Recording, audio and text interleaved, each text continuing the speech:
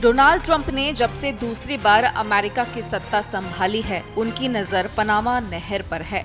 वे पहले भी इस बात के संकेत दे चुके हैं कि पनामा नहर पर अमेरिका अपना कब्जा जमा कर रहेगा। इस दिशा में अब उन्होंने कदम आगे बढ़ा दिए हैं। अमेरिका के रक्षा सचिव पीट हेग्सेथ ने मध्य अमेरिकी राष्ट्र की यात्रा के बाद ट्रंप की बात को दोहराते हुए कहा कि अमेरिका पनामा नहर को वापस अपने कब्जे में ले लेगा, जिससे दुनिया के सबसे अहम जलमार्गों में से एक पर चीन का प्रभाव खत्म हो जाएगा। बता दें कि दशकों बाद अमेरिका का कोई रक्षा सचिव पनामा दौरे पर पहुंचा। पीट हेग्सेथ ने इस दौरे का जिक्र करते हुए कहा कि उन्होंने पनामा के राष्ट्रपति जोस राउल मुलिनो के साथ बंद कमरे में मीटिंग की। उन्होंने नहर को करीब से देखा। अमेरिका ने अटलांटिक और प्रशांत महासागरों को जोड़ने वाले अहम जलमार्ग में और उसके आसपास चीन के निवेश और भागीदारी पर एक बार फिर से गहरी चिंता जताई है। पेंटागन चीफ ने पनामा सरकार संग बातचीत के बाद पनामा की सेनाओं के साथ अमेरिकी सेना के सुरक्षा सहयोग को और गहरा करने का वादा किया।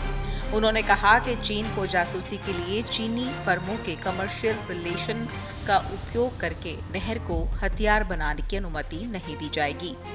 अमेरिकी रक्षा सचिव ने पनामा शहर में कहा कि पनामा और अमेरिका मिलकर पनामा नहर को चीन के प्रभाव से मुक्त करवा लेंगे। उन्होंने कहा कि 1999 के बाद पहली बार हुई पनामा के साथ नई व्यवस्था के तहत पनामा नहर में चीन के प्रभाव को खत्म कर देगी। इस नहर को चीन ने नहीं बनाया है, न ही चीन इस नहर का संचालन करता है। चीन इस नहर को अब हथियार नहीं बना पाएगा। अमेरिका पनामा संग मिलकर नहर को सुरक्षित करेगा, जो कि सभी देशों के लिए उपलब्ध होगी। अमेरिकी रक्षा सचिव ने राष्ट्रपति मुलिनो की तारीफ करते हुए कहा कि उनकी सरकार चीन से खतरे को समझती है। उन्होंने नहर पर से चीनी प्रभाव हटाने की बात कही, जबकि ट्रंप पहले ही कह चुके हैं कि जरूरत पड़ने पर वे सेना की मदद लेने से भी नहीं झिझकेंगे। ट्रंप प्रशासन ने हेग्सेथ के पनामा दौरे से पहले ही कथित तौर पर पनामा नहर तक पहुंच सुनिश्चित करने के लिए अमेरिकी सेना से विकल्प मांगे थे। बता दें कि अमेरिका ने एक सदी से भी पहले पनामा नहर का निर्माण किया था। 1999 में इसका संपूर्ण संचालन पनामा को सौंप दिया गया था। अब ट्रंप इसे वापस लेने की बात कर रहा है। वहीं पनामा में चीनी दूतावास ने बयान जारी कर नहर को लेकर अमेरिकी रक्षा मंत्री पीट हेग्सेथ के बयान पर प्रतिक्रिया दी है। अमेरिका को पनामा सहित लैटिन अमेरिका और कैरिबिया में अपने शोषणपूर्ण इतिहास पर गंभीरता से गौर करना चाहिए।